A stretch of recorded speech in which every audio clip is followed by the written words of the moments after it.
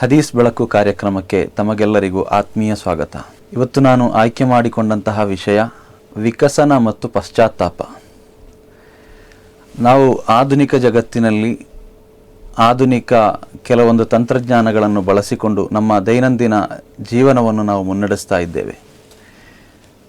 ಈ ಕಾಲಘಟ್ಟದ ಅತಿ ದೊಡ್ಡ ಬೇಡಿಕೆಯಾದರೂ ಕೂಡ ಇದರ ಬಳಕೆಗಳಿಂದಾಗಿ ಮನುಷ್ಯನು ತನ್ನನ್ನು ಆಯ್ಕೆ ಮಾಡಿಕೊಂಡಂತಹ ಕೆಲವೊಂದು ಪ್ರದೇಶಗಳು, ತಪ್ಪಾದ ಆಯ್ಕೆಗಳು, ತಪ್ಪಾದ ಚಿಂತನೆಗಳು ಮನುಷ್ಯನನ್ನು ದಾರಿ ತಪ್ಪಿಸುತ್ತಿರುವುದರಲ್ಲಿ ಸಂದೇಹವಿಲ್ಲ. ಅದರ ಬಗ್ಗೆ ಒಂದು ವಿಶಾಲವಾದ ಚರ್ಚೆಗಳು ಇವತ್ತಿನ ಕಾಲಮಾನದಲ್ಲಿ ನಡೆಯುತ್ತಾ ಇದೆ. ವಿಕಸನ ಮನುಷ್ಯನಿಗೆ ಅಗತ್ಯವಿರುವಂತಹ ಒಂದು ವ್ಯವಸ್ಥೆಗಳಾಗಿದೆ. ದೈನಂದಿನ ಬದುಕಿನಲ್ಲಿ ವಿಕಸನಗಳು, ಅಭಿವೃದ್ಧಿಗಳು ಮನುಷ್ಯನಿಗೆ ಅಗತ್ಯವಿರುವಂತಹ ವಿಚಾರಗಳಾಗಿದೆ. ಆದರೆ ಆ ವಿಕಸನಗಳಿಂದಾಗಿ ಮನುಷ್ಯ ತನ್ನ ಮನುಷ್ಯತ್ವವನ್ನು ಕಳೆದುಕೊಳ್ಳುವಂತಹ ರೀತಿಗೆ ಬೆಳೆದರೆ ಖಂಡಿತವಾಗಿಯೂ ಆ ಮನುಷ್ಯ ಅಪಾಯದಲ್ಲಿದ್ದಾನೆ ಅನ್ನುವುದು ನಾವು ಅರ್ಥ ಮಾಡಿಕೊಳ್ಳಬೇಕಾಗಿದೆ. ಪ್ರತ್ಯೇಕವಾಗಿ ವಿಕಸನದ ಬಗ್ಗೆ ಮಾತನಾಡುವಾಗ ಇವತ್ತಿನ ಕಾಲಮಾನದಲ್ಲಿ ವಿಕಸನದ ಹಿಂದೆ ಓಡಿ ಹೋದಂತಹ ಮನುಷ್ಯ ಅಂತರ್ಜಾಲದ ಡೆವಲಪ್ಮೆಂಟ್ಗಳಾಗಿರ್ಬೋದು, ಅಥವಾ ಬೇರೆ ಬೇರೆ ಸೈಟ್ಗಳಲ್ಲಿ ಬರುವಂತಹ ಕೆಲವೊಂದು ಅಶ್ಲೀಲತೆಗಳಿಗೆ, ಅನಾಚಾರಗಳಿಗೆ ಅಥವಾ ಬೇಕಾಬಿಟ್ಟಿ ಜೀವನಗಳಿಗೆ ಮನುಷ್ಯ ತನ್ನನ್ನು ಬಲಿ ಮಾಡಿಕೊಂಡಾಗ ಮನುಷ್ಯನ ಜೀವನದಲ್ಲಿ ಅವನ ವ್ಯಕ್ತಿತ್ವಗಳಲ್ಲಿ ಆಗುವಂತಹ ಬದಲಾವಣೆಗಳು ಆ ಮನುಷ್ಯನಿಗೆ ಅತಿ ದೊಡ್ಡ ಪ್ರಾಯಶ್ಚಿತ್ತತೆಗೆ ಖಂಡಿತವಾಗಿಯೂ ಕಾರಣವಾಗ್ತದೆ. ಉದಾಹರಣೆಗೆ ಹೇಳಬೇಕಾದ್ರೆ ಇವತ್ತಿನ ಸೋಷಿಯಲ್ ಮೀಡಿಯಾಗಳು ಯುವಕರ ಮತ್ತು ಯುವತಿಯರ ಜೀವನದಲ್ಲಿ ಅತಿ ದೊಡ್ಡ ಅಪಾಯಕಾರಿ ಸ್ಥಿತಿಯಲ್ಲಿ ಇವತ್ತು ನಮಗೆ ಕಾಣಲಿಕ್ಕೆ ಸಾಧ್ಯವಾಗ್ತದೆ. ಯುವಕರಿಗೆ ಎಲ್ಲ ರೀತಿಯ ಸೋಷಿಯಲ್ ಮೀಡಿಯಾಗಳನ್ನು ಬಳಸಬಹುದು. ಎಲ್ಲ ರೀತಿಯ ಅಭಿವೃದ್ಧಿಶೀಲ ಈ ರಾಷ್ಟ್ರದಲ್ಲಿ ಎಲ್ಲ ರೀತಿಯ ತಂತ್ರಜ್ಞಾನವನ್ನು ಬಳಸಿಕೊಳ್ಬೋದು. ತನ್ನ ದೈನಂದಿನ ಚಟುವಟಿಕೆಗಳಿಗಾಗಿರಲಿ ಅಥವಾ ತನ್ನ ಉದ್ಯೋಗಗಳಿಗಾಗಿರಲಿ, ಉದ್ದಿಮೆಗಳಿಗಾಗಿರಲಿ, ಎಲ್ಲದಕ್ಕೂ ಕೂಡ ಈ ಅಂತರ್ಜಾಲಗಳನ್ನು ಅಥವಾ ತಂತ್ರಜ್ಞಾನಗಳನ್ನು, ಟೆಕ್ನಾಲಜಿಗಳನ್ನು ಬಳಸಿಕೊಳ್ಳಬಹುದು. ಆದರೆ ಬಳಸಿಕೊಳ್ಳುವ ರೀತಿ, ಬಳಸಿಕೊಳ್ಳುವ ಶೈಲಿ ಅದು ಮನುಷ್ಯನನ್ನು ಅಪಾಯಕಾರಿ ವಲಯಗಳಿಗೆ ಸಿಲುಕಿಸಿ ಹಾಕಬಾರ್ದು. ಒಂದು ಉದಾಹರಣೆಯನ್ನು ಹೇಳಬಲ್ಲೆ. ವಿಕಸನ, ಈ ವಿಕಸನದ ಬಗ್ಗೆ ಚರ್ಚೆ ಮಾಡುವಾಗ ಈ ವಿಕಸನದಿಂದ ಆಗುವಂತಹ ಅತಿ ದೊಡ್ಡ ಅಪಾಯ, ಇಸ್ಲಾಂ ಇದರ ಬಗ್ಗೆ ಚರ್ಚೆ ಮಾಡಿದೆ. ಇಸ್ಲಾಮಿನ ಚರ್ಚೆಗಳಲ್ಲಿ ಪ್ರತ್ಯೇಕವಾಗಿ ಮನುಷ್ಯನ ವ್ಯಕ್ತಿತ್ವದ ಮೇಲೆ ನೇರ ಹೊಡೆತ ಈ ವಿಕಸನಗಳಿಂದ ಆಗ್ತದೆ. ಯಾವ ರೀತಿ ಅಂತ ಹೇಳಿದರೆ, ಒಬ್ಬ ಮನುಷ್ಯ ಸೋಷಿಯಲ್ ಮೀಡಿಯಾಗಳನ್ನು ಬಳಸ್ಬೋದು. ಖಂಡಿತವಾಗಿಯೂ ಇವತ್ತಿನ ಆಧುನಿಕ ತಂತ್ರಜ್ಞಾನವನ್ನು ಬಳಸ್ಬೋದು. ಯಾವುದೇ ತಪ್ಪುಗಳಿಲ್ಲ. ಉದಾಹರಣೆಗೆ ನಾನು ಫೇಸ್ಬುಕ್ಕನ್ನು ಯೂಸ್ ಮಾಡ್ತೇನೆ, ನಾನು ಇನ್ಸ್ಟಾಗ್ರಾಮ್ಗಳನ್ನು ಬಳಸ್ತೇನೆ. ಇವತ್ತು ಕಾಣುವಂತಹ ಯಾವ ಚಾಟ್ಗಳಿದ್ರೂ ಎಲ್ಲವನ್ನು ಕೂಡ ಬಳಸ್ಬೋದು. ಆದರೆ ಆ ಬಳಸುವಂತಹ ರೀತಿ ತನ್ನನ್ನೇ ಅಪಾಯಕ್ಕೆ ಸಿಲುಕಿಸುವಂತಹ ರೀತಿ ಆಗಿರಬಾರ್ದು. ಅದಾಗಿದೆ ಇವತ್ತಿನ ಪ್ರಮುಖವಾದಂತಹ ಚರ್ಚೆಗಳು. ದೈನಂದಿನ ಮನುಷ್ಯ ಜೀವನದಲ್ಲಿ ಆಗ್ತಾ ಇರುವಂತಹ ಬದಲಾವಣೆಗಳು, ಉದಾಹರಣೆಗೆ ಕೌಟುಂಬಿಕ ಕಲಹಗಳಾಗಿರಲಿ ಅಥವಾ ವಿದ್ಯಾರ್ಥಿ ಜೀವನದಲ್ಲಿ ಆಗ್ತಾ ಇರುವಂತಹ ಯಶಸ್ಸಿನ ಹಿಂದೆ ಇರುವಂತಹ ಕೆಲವೊಂದು ಏರಿಳಿತಗಳಾಗಿರಲಿ ಅಥವಾ ಅವನ ವಿದ್ಯಾಭ್ಯಾಸದ ಮೇಲೆ ಆಗುವಂತಹ ಏರಿಳಿತಗಳಾಗಿರಲಿ, ಇವೆಲ್ಲವೂ ಕೂಡ ಅವನು ಬಳಸುವಂತಹ ತಂತ್ರಜ್ಞಾನಗಳ ಮೇಲೆ ನಿಂತಿರ್ತದೆ. ಉದಾಹರಣೆಗೆ ಒಬ್ಬ ವಿದ್ಯಾರ್ಥಿ, ಆ ವಿದ್ಯಾರ್ಥಿಯ ಜೀವನದಲ್ಲಿ ಅವನು ಬಳಸಿಕೊಳ್ಳಬಹುದಾದಂತಹ ಸೋಷಿಯಲ್ ಮೀಡಿಯಾ ಪ್ಲ್ಯಾಟ್ಫಾರ್ಮ್ಗಳ ಅವಧಿ ಇರ್ತದೆ, ಲಿಮಿಟೇಷನ್ಗಳಿರ್ತದೆ. ಅದಕ್ಕೆ ಎಲ್ಲ ಮೀರಿ ಅದಕ್ಕಿಂತ ಹೆಚ್ಚಾಗಿ ಅವನು ಬಳಸಿಕೊಂಡಾಗ ಅವನ ಶಿಕ್ಷಣದ ಮೇಲೆ ಅದು ಖಂಡಿತವಾಗಿಯೂ ಅಪಾಯಕಾರಿಯಾದಂತಹ ಬೆಳವಣಿಗೆ ಖಂಡಿತವಾಗಿಯೂ ಅವನ ಶಿಕ್ಷಣದಲ್ಲಿ ಕಾಣಲಿಕ್ಕೆ ಸಾಧ್ಯವಾಗ್ತದೆ. ಅದೇ ರೀತಿ ಒಬ್ಬ ಯುವಕ ಇನ್ಸ್ಟಾಗ್ರಾಮ್ಗಳಲ್ಲೋ ಅಥವಾ ಬೇರೆ ಬೇರೆ ಸೋಷಿಯಲ್ ಮೀಡಿಯಾ ಪ್ಲ್ಯಾಟ್ಫಾರ್ಮ್ಗಳಲ್ಲಿ ತನ್ನನ್ನು ತಾನು ಬಳಸಿಕೊಳ್ಳುವಂಥ ರೀತಿ ಅದು ಬೇರೆ ಬೇರೆ ರೀತಿಯಲ್ಲಾಗಿದ್ದರೆ, ಕೆಟ್ಟ ಅಭ್ಯಾಸಗಳಿಗೋ, ಅಶ್ಲೀಲತೆಗಳಿಗೋ ಅಥವಾ ಬೇರೆ ಬೇರೆ ಇಸ್ಲಾಂ ವಿರೋಧ ಮಾಡುವಂತಹ ಕೆಲವೊಂದು ಚಟುವಟಿಕೆಗಳಿಗೆ ತನ್ನನ್ನು ಬಳಸಿಕೊಳ್ಳುವಾಗ ಅವನಲ್ಲಿ ಅತಿ ದೊಡ್ಡ ಅಪಾಯಕಾರಿ ಸ್ಥಿತಿಯನ್ನು ನಮಗೆ ಕಾಣಲಿಕ್ಕೆ ಸಾಧ್ಯವಾಗ್ತದೆ. ತನ್ನ ಸ್ಥಿಮಿತವನ್ನೇ ಕಳೆದುಕೊಳ್ತಾನೆ ಮನುಷ್ಯ. ತನ್ನನ್ನೇ ಬೇರೆ ಯಾರೋ ನಿಯಂತ್ರಣದಲ್ಲಿ ಇಡುವಂತಹ ವ್ಯವಸ್ಥೆ ಕೂಡ ಈ ವಿಕಸನಗಳಿಂದ ಸಾಧ್ಯವಾಗ್ತದೆ.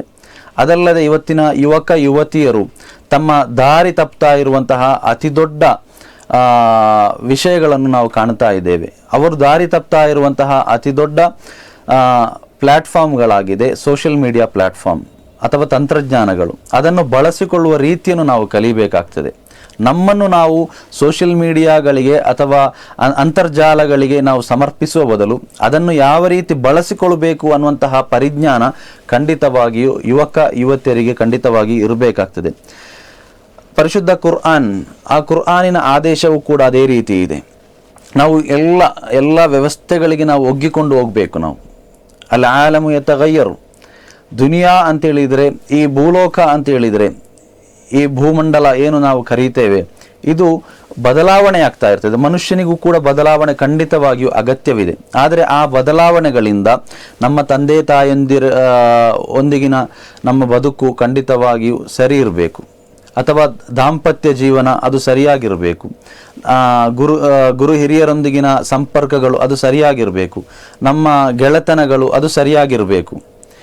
ಈ ಸರಿ ಇಲ್ಲದ ಈ ಗೆಳೆತನಗಳೋ ಅಥವಾ ಕೌಟುಂಬಿಕ ಜೀವನವೋ ದಾಂಪತ್ಯ ಜೀವನವೋ ಸರಿ ಇಲ್ಲದಿರುವುದಕ್ಕೆ ಪ್ರಮುಖವಾದಂತಹ ಕಾರಣಗಳು ಖಂಡಿತವಾಗಿಯೂ ಸೋಷಿಯಲ್ ಮೀಡಿಯಾಗಳಿಂದ ನಮಗೆ ಬರಬಾರ್ದು.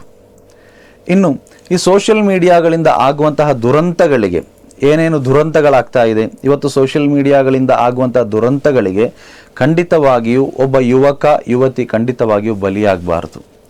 ಇನ್ನು ಅದರಿಂದ ಪಶ್ಚಾತ್ತಾಪ ಪಡುವುದಿದೆ ಕೆಲವರು.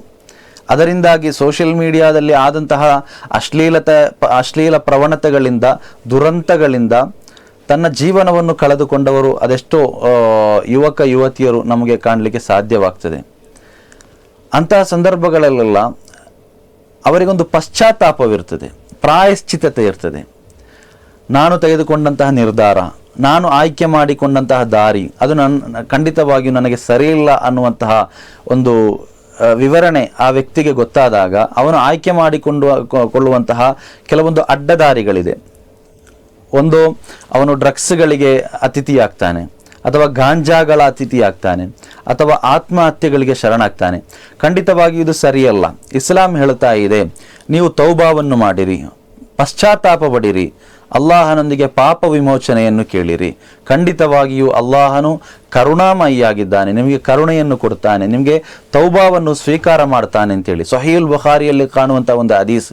ಪೈಗಂಬರ್ ಮುಹಮ್ಮದ್ ರಸೂಲುಲ್ಲಾಹಿ ಸಲ್ಲಲ್ಲಾಹು ಅಲೈಹಿ ವಸಲ್ಲಮರವರೊಂದಿಗೆ ಅಲ್ಲಾಹನು ಹೇಳ್ತಾನೆ, ಪೈಗಂಬರ್ ಸಲ್ಲಲ್ಲಾಹು ಅಲೈಹಿ ವಸಲ್ಲಮರು ದಿನನಿತ್ಯ ಜೀವನದಲ್ಲಿ 70 ಬಾರಿಯೂ 100 ಬಾರಿಯೂ ಇಸ್ತಿಗ್ಫಾರನ್ನು, ಅಸ್ತಗ್ಫಿರುಲ್ಲಾ, ಅಲ್ಲಾಹನೊಂದಿಗೆ ನಾನು ಪಾಪ ವಿಮೋಚನೆಯನ್ನು ಮಾಡ್ತಾ ಇದ್ದೇನೆ, ಅವರು ಪಾಪ ಮಾಡಿರುವುದರಿಂದಲ್ಲ, ಬದಲಾಗಿ ಪಾಪ ವಿಮೋಚನೆಯನ್ನು ಮಾಡ್ತಾ ಇದ್ದೇನೆ ಅಂತೇಳಿ 100 ಬಾರಿ ಅವರು ಪಾಪ ವಿಮೋಚನೆ ಮಾಡ್ತಾ ಇದ್ರು ಅಂತೇಳಿ ಹದೀಸುಗಳಲ್ಲಿ ಕಾಣಲಿಕ್ಕೆ ಸಾಧ್ಯವಾಗ್ತದೆ. ಆದ್ದರಿಂದ ಮಾಡಿರುವಂತಹ ತಪ್ಪುಗಳಿಗೆ ನಾವು ಆತ್ಮಹತ್ಯೆಗಳಿಗೆ ಶರಣಾಗದೆ, ಅಥವಾ ಯಾವುದೋ ವಿಕಸನಗಳಿಗೆ, ತಂತ್ರಜ್ಞಾನಗಳಿಗೆ ನಾವು ಬಲಿಯಾಗಿ ನಮ್ಮ ಜೀವನವನ್ನು ಕಳೆದುಕೊಳ್ಳದೆ ನಾವು ಏನು ಮಾಡಬೇಕಾಗ್ತದೆ, ಪಶ್ಚಾತ್ತಾಪಗಳಿಗೆ ನಾವು ಮೊರೆ ಹೋಗಬೇಕಾಗ್ತದೆ. ನಾಳೆ ಮಾಡುವುದಲ್ಲ, ಇವತ್ತೇ ನಾನು ತೌಬಾವನ್ನು ಮಾಡಿ ಅಲ್ಲಾಹನಡೆಗೆ ಮರಳುವಂತಹದ್ದು. ಇನ್ನಲ್ ಹಸನಾತಿ ಯುದ್ಹಿಬ್ನ ಸಯ್ಯಿಆತ್. ಪರಿಶುದ್ಧವಾದ ಕುರ್ಆನ್ ಹೇಳ್ತಾ ಇದೆ, ನಾನೊಂದು ತಪ್ಪು ಮಾಡಿದರೆ ತಕ್ಷಣ ನಾನು ಒಳ್ಳೆಯ ಕಾರ್ಯವನ್ನು ಮಾಡಬೇಕು, ಒಳಿತುಗಳನ್ನು ಜಾಸ್ತಿ ಮಾಡಬೇಕು. ನಾವು ಮಾಡಿದಂತಹ ತಪ್ಪು ಕಾರ್ಯಗಳಿಂದ ಆ ತಪ್ಪು ಕಾರ್ಯಗಳನ್ನು ಮನ್ನಿಸಲ್ಪಡುವಂತಹ ಒಂದು ಒಳ್ಳೆಯ ಕಾರ್ಯ ನಾವು ಮಾಡಬೇಕು. ಉದಾಹರಣೆಗೆ, ಒಂದು ತಪ್ಪನ್ನು ಮಾಡಿದಂತಹ ವ್ಯಕ್ತಿ ನನ್ನ ಮನೆಗೆ ಒಬ್ಬ ಭಿಕ್ಷೆ ಬೇಡಲಿಕ್ಕೆ ಬರ್ತಾನೆ. ಬಂದಾಗ ಆ ವ್ಯಕ್ತಿ ನನ್ನೊಂದಿಗೆ ಕೇಳಿದಂತಹ ಸಂದರ್ಭದಲ್ಲಿ ಅವನ ಮನಸ್ಸಿಗೆ ನೋವಾಗುವ ರೀತಿಯಲ್ಲಿ ನಾನು ಅವನಿಗೆ ಬೈದಿದ್ರೆ ನಾವೇನು ಮಾಡಬೇಕು, ಮತ್ತೆ ನಾವೇ ಒಂದು 10 ಜನರನ್ನು ಹುಡುಕಿ ದಾನ ಧರ್ಮ ಮಾಡುವವರಾಗಬೇಕು. ಅದಾಗಿದೆ ಪರಿಶುದ್ಧವಾದ ಕುರ್ಆನಿನ ಅರ್ಥ. ನಾವು ಇನ್ನೊಬ್ಬರಿಗೆ ಸಹಾಯ ಮಾಡುವವರಾಗಬೇಕು, ಒಳ್ಳೆಯ ಕೆಲಸಗಳನ್ನು ಮಾಡುವವರಾಗಬೇಕು, ಹಿರಿಯರನ್ನು ಗೌರವಿಸುವವರಾಗಬೇಕು, ತಂದೆ ತಾಯಿಯಂದಿರಿಗೆ ಪ್ರೀತಿಸುವ, ಅವರನ್ನು ಗೌರವಿಸುವಂಥ ವ್ಯಕ್ತಿಗಳು ನಾವು ಆಗಬೇಕು. ಆ ರೀತಿ ಒಳ್ಳೆಯ ಕಾರ್ಯಗಳನ್ನು ಮಾಡುವ ಮುಖಾಂತರ, ನಮ್ಮ ಹೋಬಿಗಳನ್ನು ಬದಲಾವಣೆ ಮಾಡುವ ಮುಖಾಂತರ ಖಂಡಿತವಾಗಿಯೂ ಮನುಷ್ಯ ವಿಕಸನದೊಂದಿಗೆ ತನ್ನ ವ್ಯಕ್ತಿತ್ವವನ್ನು ಕೂಡ ವಿಕಸನ ಮಾಡಿಕೊಳ್ಳುವಂತಹ ಒಂದು ವ್ಯವಸ್ಥೆ ಇವತ್ತು ನಮಗೆ ಕಾಣಲಿಕ್ಕೆ ಸಾಧ್ಯವಾಗ್ತದೆ. ಆದ್ದರಿಂದ ಕೇವಲ ಪಶ್ಚಾತ್ತಾಪಗಳಿಗೆ ಬಲಿಯಾಗಿ ಆತ್ಮಹತ್ಯೆಗಳಿಗೆ ಶರಣಾಗುವುದೋ ಅಥವಾ ಬೇಡದ ವಿಚಿಂತನೆಗಳಿಗೆ ಬಲಿಯಾಗುವುದೋ, ಡ್ರಗ್ಸ್ಗಳ ಅತಿಥಿಯಾಗುವುದೋ ಅಥವಾ ಗಾಂಜಾಗಳ ದಾಸನಾಗುವುದೋ ಖಂಡಿತವಾಗಿಯೂ ಮನುಷ್ಯನಿಗೆ ಸಲ್ಲದು. ಮನುಷ್ಯನಿಗೆ ಒಂದು ವಿಚಿತ್ರವಾದಂತಹ ಒಂದು ಸ್ವಭಾವಗಳಿರ್ತದೆ. ಬೇರೆ ಯಾವುದೋ ಪ್ರಾಣಿ ಪಕ್ಷಿಗಳಿಗೆ ಇಲ್ಲದಂತಹ ಒಂದು ಸ್ವಭಾವ ಮನುಷ್ಯನಿಗಿದೆ. ಉದಾಹರಣೆಗೆ ಹೇಳ್ಬೇಕು ಅಂತ ಹೇಳಿದರೆ, ಅಲ್ಲಾಹನು ಈ ಭೂಲೋಕದಲ್ಲಿ ಎಲ್ಲವನ್ನು ಕೂಡ ಸೃಷ್ಟಿ ಮಾಡಿದ್ದಾನೆ. ಕೋಟ್ಯಾಂತರ ಜೀವಜಾಲಗಳಿದೆ, ಕೋಟ್ಯಾಂತರ ಕ್ರಿಮಿಕೀಟಗಳಿದೆ, ಕೋಟ್ಯಾಂತರ ಅಣುಜೀವಿಗಳಿದೆ. ಇಲ್ಲಿ ಬೇಕಾದಷ್ಟು ಬಾಯಿ ಬರದ ಮನುಷ್ಯನನ್ನು ಅರ್ಥ ಮಾಡಿಕೊಳ್ಳದ, ಮನುಷ್ಯನಿಗೆ ಉಪಯುಕ್ತವಾಗದ ಅದೆಷ್ಟೋ ಜೀವಿಜಾಲಗಳನ್ನು ಅಲ್ಲಾಹನು ಸೃಷ್ಟಿ ಮಾಡಿದ್ದಾನೆ. ಅದ್ಯಾವುದಕ್ಕೂ ಇಲ್ಲದಂತಹ ಒಂದು ಪ್ರತ್ಯೇಕವಾದಂತಹ ಒಂದು ಶಕ್ತಿ ಅಲ್ಲಾಹನು ಮನುಷ್ಯನಿಗೆ ಕೊಟ್ಟಿದ್ದಾನೆ. ಅದಾಗಿದೆ ಬುದ್ಧಿ ಅನ್ನುವಂತಹ ಒಂದು ಶಕ್ತಿ. ಮನುಷ್ಯನಿಗೆ ತನ್ನನ್ನು ನಿಯಂತ್ರಣದಲ್ಲಿ ಇಡುವಂತಹ ಬುದ್ಧಿ, ಮನುಷ್ಯನನ್ನು ತಾನೇ ಅರಿತುಕೊಳ್ಳುವಂತಹ ಬುದ್ಧಿ, ಮನುಷ್ಯನಿಗೆ ಸ್ವಂತ ಕಲಿಯುವಂತಹ ಬುದ್ಧಿ, ಬದಲಾವಣೆ ತರಬಹುದಾದಂತಹ ಬುದ್ಧಿ, ಇದು ಯಾವ ಸೃಷ್ಟಿಗೂ ಕೂಡ ಅಲ್ಲಾಹನು ಕೊಡಲಿಲ್ಲ. ಕೇವಲ ಮನುಷ್ಯನಿಗೆ ಮಾತ್ರ ಕೊಟ್ಟಿರುವಂತಹ ಅತಿ ದೊಡ್ಡ ವಿಕಸನವಾಗಿದೆ ಬುದ್ಧಿ ಅನ್ನುವಂತಹದ್ದು. ಆ ಬುದ್ಧಿಯನ್ನು ಬಳಸಿಕೊಂಡು ಅಂತರ್ಜಾಲವನ್ನು ನಾವು ಬಳಕೆ ಮಾಡಬಹುದು. ಆ ಬುದ್ಧಿಯನ್ನು ಬಳಸಿಕೊಂಡು ಇನ್ಸ್ಟಾಗ್ರಾಮ್ಗಳನ್ನು ನಮಗೆ ಬಳಸ್ಬೋದು. ಅದೇ ಬುದ್ಧಿಯನ್ನು ಇಟ್ಟುಕೊಂಡು ನಮಗೆ ಬೇರೆ ಬೇರೆ ಸೋಷಿಯಲ್ ಮೀಡಿಯಾದಲ್ಲಿರುವಂತಹ ಎಲ್ಲ ಪ್ಲ್ಯಾಟ್ಫಾರ್ಮ್ಗಳನ್ನು ಯೂಸ್ ಮಾಡಬಹುದು, ಬಳಸ್ಬೋದು. ಖಂಡಿತವಾಗಿಯೂ ಅದು ತಪ್ಪಲ್ಲ. ವಿಕಸನ ಖಂಡಿತವಾಗಿಯೂ ತಪ್ಪಲ್ಲ. ಆದರೆ ಆ ವಿಕಸನಗಳಿಂದಾಗಿ ತಮ್ಮ ಜೀವನವನ್ನು ಕಳೆದುಕೊಳ್ಳುವುದಾಗಿದೆ ತಪ್ಪು. ಮನುಷ್ಯ ಆ ಜೀವನವನ್ನು ಕಳೆದುಕೊಳ್ಳುವ ಬದಲು ತನ್ನನ್ನೇ ತಾನು ಅರಿತುಕೊಂಡಾಗ ನೈಜ ಮನುಷ್ಯನಾಗಿ ಒಳ್ಳೆಯ ವ್ಯಕ್ತಿತ್ವಗಳಿರುವ ಮನುಷ್ಯನಾಗಿ ಬದಲಾಗಲಿಕ್ಕೆ ಸಾಧ್ಯವಿದೆ. ಈ ರೀತಿ ಅಂತರ್ಜಾಲಗಳನ್ನು ಮತ್ತು ಅದೇ ರೀತಿ ಬೇರೆ ಬೇರೆ ನಮ್ಮ ತಂತ್ರಜ್ಞಾನಗಳನ್ನು ಬಳಸಿಕೊಂಡು ನಮ್ಮ ಈಮಾನ್ ನಷ್ಟವಾಗದ ರೀತಿಯಲ್ಲಿ ಇದನ್ನು ನಾವು ಕಾಪಾಡಿಕೊಂಡಾಗ ಖಂಡಿತವಾಗಿಯೂ ಯುವತಿಯರು ಶಿಕ್ಷಣವಂತರಾಗ್ತಾರೆ. ಅದೇ ರೀತಿ ಯುವತಿಯರು ಯಶಸ್ಸಿನ ದಾರಿಯಲ್ಲಿರ್ತಾರೆ. ಪ್ರತ್ಯೇಕವಾಗಿ ನನಗೆ ಹೇಳಬಹುದಾದಂತಹ ಕೆಲವೊಂದು ವಿಚಾರಗಳಿದೆ. ಯಶಸ್ಸಿಗಿರುವಂತಹ 4 ಕೀಲಿಕೈಗಳ ಬಗ್ಗೆ ನಾನಿವತ್ತು ಮಾತನಾಡಬೇಕು ಅಂತೇಳಿ ಭಾವಿಸಿದ್ದೇನೆ. ಈ ಯಶಸ್ಸು ಅಂತ ಹೇಳಿದರೆ ಅಡ್ಡದಾರಿಗಳಿಲ್ಲದ ಯಶಸ್ಸುಗಳಾಗಿದೆ. ಅಡ್ಡದಾರಿಗಳಿಲ್ಲದೆ ಅಥವಾ ನಮ್ಮನ್ನು ನಾವು ನಿಯಂತ್ರಣದಲ್ಲಿ ಇಡಬಹುದಾದ ರೀತಿಯಲ್ಲಿರುವಂತಹ ಒಬ್ಬ ಮನುಷ್ಯನಿಗೆ ಅವನ ಕೆಲವೊಂದು ವರ್ತನೆಗಳಿಂದಾಗಿ ಅವನಿಗೆ ಯಶಸ್ಸನ್ನು ಕಾಣಲಿಕ್ಕೆ ಸಾಧ್ಯವಾಗ್ತದೆ. ಒಂದು ಈಮಾನ್, ಅವನ ವಿಶ್ವಾಸವನ್ನು ಗಟ್ಟಿಗೊಳಿಸಿಕೊಂಡಾಗ ಅವನ ಯಶಸ್ಸು ಅದು ಖಂಡಿತವಾಗಿಯೂ ಅವನಿಗೆ ಅಡಿಪಾಯವಾಗ್ತದೆ. ಈಮಾನ್ ಭದ್ರವಾಗಿದ್ದಾಗ, ವಿಶ್ವಾಸ ಭದ್ರವಾಗಿದ್ದಾಗ ಖಂಡಿತವಾಗಿಯೂ ಯಶಸ್ಸಿನ ಗೋಪುರಕ್ಕೆ ಮನುಷ್ಯ ತಲುಪುವುದರಲ್ಲಿ ಸಂದೇಹವೇ ಬೇಡ. ನಮಗೆ ಭಯಭಕ್ತಿ ಇರಬೇಕು, ಆಧ್ಯಾತ್ಮಿಕತೆ ಇರಬೇಕು. ಈ ಅಂತರ್ಜಾಲಗಳನ್ನು ಬಳಸಿಕೊಂಡು ಆಧ್ಯಾತ್ಮಿಕತೆಯ ಸ್ಥಿಮಿತವನ್ನು ಕಳೆದುಕೊಂಡಾಗ, ಮನುಷ್ಯ ನಮಾಜಿಗನಾಗದೇ ಇದ್ದಾಗ, ಮನುಷ್ಯ ಆಧ್ಯಾತ್ಮಿಕ ಚಿಂತನೆಗಳಿಂದ ದೂರ ಉಳಿದಾಗ ಅವನ ವಿಶ್ವಾಸದಲ್ಲಿ ಖಂಡಿತವಾಗಿಯೂ ಕಳಂಕ ಬರ್ತದೆ. ಆದ್ದರಿಂದ ಯುವತಿಯರು ತಮ್ಮ ಯಶಸ್ಸಿನ ಆ ಮೇಲುಗೈಯನ್ನು ಸಾಧಿಸಬೇಕಾದರೆ ಖಂಡಿತವಾಗಿಯೂ ಈಮಾನ್ ಅನ್ನುವಂತಹ ವಿಶ್ವಾಸ ಅವನಿಗೆ ಇರಬೇಕಾಗ್ತದೆ. ಎರಡನೇದು ಪರಿಶ್ರಮ. ಪೈಗಂಬರ್ ಮುಹಮ್ಮದ್ ರಸೂಲುಲ್ಲಾಹಿ ಸ್ವಲ್ಲಲ್ಲಾಹು ಅಲೈಹಿ ವಸಲ್ಲಮ ಅವರು ಹೇಳುತ್ತಾರೆ, ಮಂಜದ್ದ ವಜದ. ಯಾರು ಪರಿಶ್ರಮವನ್ನು ಪಡ್ತಾರೆ, ಯಾರು ಶ್ರಮ ವಹಿಸ್ತಾರೆ, ಖಂಡಿತವಾಗಿಯೂ ಅವರಿಗೆ ಉತ್ತರ ಸಿಗ್ತದೆ, ಅವರ ಜೀವನದಲ್ಲಿ ಯಶಸ್ವಿ ಆಗ್ತಾರೆ. ಕಾಯಕವೇ ಕೈಲಾಸ ಕೇಳಿಲ್ಲವೇ? ಆ ರೀತಿ ಯಾರು ಕೆಲಸ ಮಾಡ್ತಾರೆ, ಯಾರು ಪರಿಶ್ರಮವಿದೆ, ಯಾರಿಗೆ ಅವರ ಜೀವನದಲ್ಲಿ ತೃಪ್ತಿ ಇದೆ, ಪರಿಶ್ರಮವಿದೆ, ಖಂಡಿತವಾಗಿಯೂ ಯಶಸ್ಸಿನ ಮೆಟ್ಟಿಲನ್ನು ಖಂಡಿತವಾಗಿಯೂ ಅವರು ಸಾಧಿಸ್ತಾರೆ. ಇನ್ನೊಂದು ತಾಳ್ಮೆ. ನಮಗೆ ಸಬರ್ ಇರಬೇಕು, ಕ್ಷಮೆ ಇರಬೇಕು, ತಾಳ್ಮೆ ಇರಬೇಕು. ಯಾವ ರೀತಿ ಅಂತ ಹೇಳಿದರೆ, ಪ್ರತ್ಯೇಕವಾಗಿ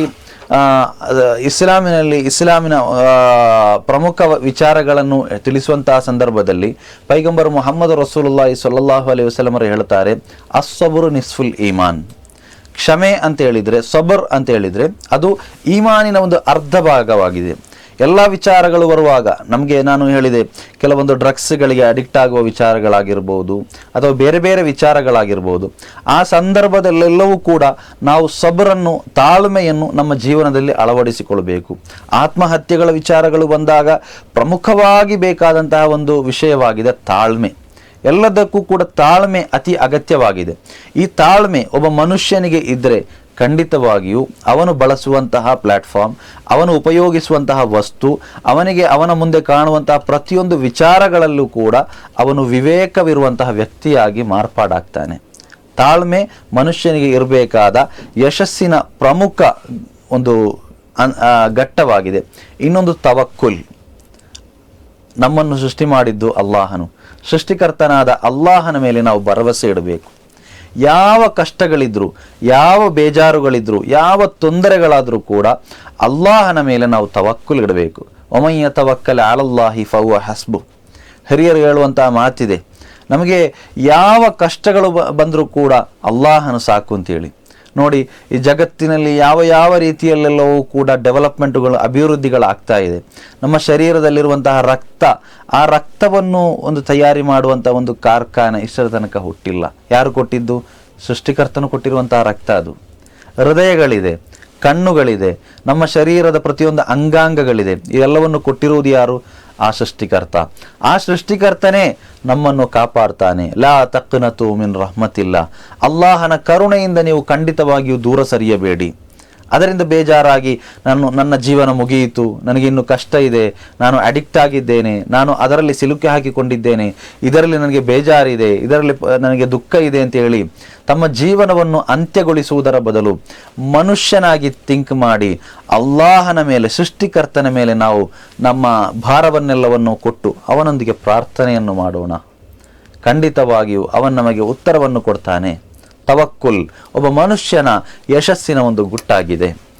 ಇನ್ನೊಂದು ವಿಚಾರ, ಇನ್ನು ನಮ್ಮ ಯಶಸ್ಸಿಗೆ ಅಡ್ಡಿಯಾಗುವಂತಹ ವಿಚಾರಗಳು, ಯಶಸ್ಸಿಗೆ ಅಡ್ಡಿಯಾಗುವಂತಹ ವಿಚಾರಗಳಲ್ಲಿರುವಂತಹ ಪ್ರಮುಖ ವಿಚಾರವಾಗಿದೆ ಸೋಮಾರಿತನ. ಆ ಸೋಮಾರಿತನವನ್ನು ಮನುಷ್ಯ ಬಿಡಬೇಕು.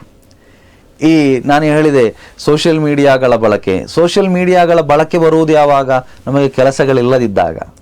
ನಾವು ಬ್ಯುಸಿ ಮನುಷ್ಯರಾದರೆ ಖಂಡಿತವಾಗಿಯೂ ಸೋಷಿಯಲ್ ಮೀಡಿಯಾಗಳು ನಮಗೆ ಅಗತ್ಯವೇ ಬರುವುದಿಲ್ಲ. ಒಬ್ಬ ಮನುಷ್ಯ ಸೋಮಾರಿಯಾದಾಗ ಈ ರೀತಿ ಸೋಷಿಯಲ್ ಮೀಡಿಯಾಗಳಲ್ಲಿ ತನ್ನನ್ನೇ ಸೋಷಿಯಲ್ ಮೀಡಿಯಾಕ್ಕೆ ಅರ್ಪಿಸಿ ಬಿಡ್ತಾನೆ. 1 ಗಂಟೆ, 2 ಗಂಟೆ, 3 ಗಂಟೆ ಈ ರೀತಿ ಮನುಷ್ಯನ ಸಮಯವನ್ನು ಆ ಸೋಷಿಯಲ್ ಮೀಡಿಯಾಕ್ಕೆ ಅರ್ಪಣೆ ಮಾಡಿಬಿಡ್ತಾನೆ. ಅದರಿಂದ ಯಾವ ಲಾಭವೂ ಕೂಡ ಆ ಮನುಷ್ಯನಿಗೆ ಸಿಗುವುದಿಲ್ಲ. ಸೋಮಾರಿತನ ಇದ್ದಂತಹ ವ್ಯಕ್ತಿಗೆ ಖಂಡಿತವಾಗಿಯೂ ಯಶಸ್ಸು ಸಾಧ್ಯವಿಲ್ಲ. ಇನ್ನೊಂದು 5 ವಕ್ತಿನ ನಮಾಜ್ ಮನುಷ್ಯನಿಗೆ ನಿಷ್ಠೆಯನ್ನು ಕಲಿಸುವಂತಹ ಒಂದು ಇಬಾದತ್, ಮನುಷ್ಯನಿಗೆ ಕರ್ಮವನ್ನು ತೋರಿಸಿಕೊಡುವಂತಹ ಒಂದು ಇಬಾದತ್. ಪ್ರತಿ ನಿಮಿಷಗಳಲ್ಲೂ ಮನುಷ್ಯನನ್ನು ಆಧ್ಯಾತ್ಮಿಕತೆಯತ್ತ, ಮನುಷ್ಯನನ್ನು ಆ ಮೃಗೀಯ ಸ್ವಭಾವಗಳಿಂದ ಬದಲಾವಣೆ ಮಾಡಲಿಕ್ಕಿರುವಂತಹ ಒಂದು ಕರ್ಮವಾಗಿದೆ ನಮಾಜ್. 5 ವಕ್ತಿನ ನಮಾಜ್, ಬೆಳಗಿನ ಮುಂಜಾನೆಯ ಆ ಫಜರ್ ನಮಾಜ್, ಅದಾದ ಬಳಿಕ ಲೊಹರಿನ ನಮಾಜ್, ಅದಾದ ಬಳಿಕ ಕೆಲಸ ಕಾರ್ಯಗಳನ್ನೆಲ್ಲ ಬಿಟ್ಟು ಕ್ಷೀಣಿತನಾಗಿ ಮನೆಗೆ ಬರುವಾಗ ಒಂದು ಅಸರ್ ನಮಾಜ್, ಅದಾದ ಸಂಧ್ಯಾ ವೇಳೆಯಲ್ಲಿ ಒಂದು ಮಗರಿಬಿನ ನಮಾಜ್, ರಾತ್ರಿಯ ವೇಳೆಯಲ್ಲಿ ಒಂದು ಇಶಾ ನಮಾಜ್.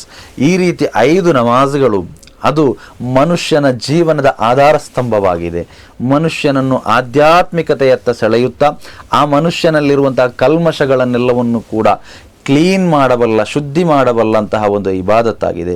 ಆ ಇಬಾದತ್ತನ್ನು ಬಿಟ್ಟರೆ ಖಂಡಿತವಾಗಿಯೂ ಮನುಷ್ಯ ತನ್ನ ಮನುಷ್ಯತ್ವವನ್ನು ಕಳೆದುಕೊಳ್ತಾನೆ. ಅದು ಅವನ ಯಶಸ್ಸಿಗೆ ಅಡ್ಡಿಯಾಗುವಂಥ ಒಂದು ಕಾರ್ಯವಾಗಿದೆ. 5 ವಕ್ತ ನಮಾಜ್ ಯಾರು ಬಿಡುತ್ತಾರೆ ಖಂಡಿತವಾಗಿಯೂ ಅವನು ಯಶಸ್ಸಿನಿಂದ ದೂರ ಉಳಿತಾನೆ. ಇನ್ನೊಂದು ವಿಚಾರ, ಪ್ರಮುಖವಾಗಿ ಯುವಕರು ಮಾಡಬೇಕಾದಂತಹ ಕೆಲಸಗಳು, ಯುವಕರಿಗೆ ಉತ್ತಮವಾದಂಥ ಒಂದು ಸಂದೇಶ ಅಂತ ಹೇಳಿ ತೆಗೆದುಕೊಳ್ಬೋದು, ಅಥವಾ ಬೇರೆ ಬೇರೆ ರೀತಿಯಲ್ಲಿ ತೆಗೆಯುವವರಿಗೆ ಆ ರೀತಿ ಆಗ್ಬೋದು. ಉದಾಹರಣೆಗೆ ಸಮಾಜ ಸೇವೆಯಲ್ಲಿ ನಾವು ತೊಡಗಿಸಿಕೊಳ್ಳಬೇಕು. ಒಳ್ಳೆಯ ಸಂಘಟನೆಗಳಿದೆ, ಅಹ್ಲು ಸುನ್ನತ್ ವಲ್ ಜಮಾತಿನ ಆ ಸಂಘಟನೆಗಳಲ್ಲಿ ತೊಡಗಿಸಿಕೊಳ್ಳುವ ಮುಖಾಂತರ ಸಮಾಜ ಸೇವೆಯಲ್ಲಿ ತಾನು ತೊಡಗಿಸಿಕೊಂಡ್ರೆ ಖಂಡಿತವಾಗಿ ಈ ರೀತಿಯ ಕೆಲವೊಂದು ವ್ಯವಸ್ಥೆಗಳಿಂದ ನಮ್ಮನ್ನು ನಾವೇ ಕಾಪಾಡಿಕೊಳ್ಳುತ್ತೇವೆ. ನಮಗೆ ಒಂದು ಸ್ಥಿಮಿತ ಇರ್ತದೆ, ಒಂದು ಜವಾಬ್ದಾರಿ ಇರ್ತದೆ.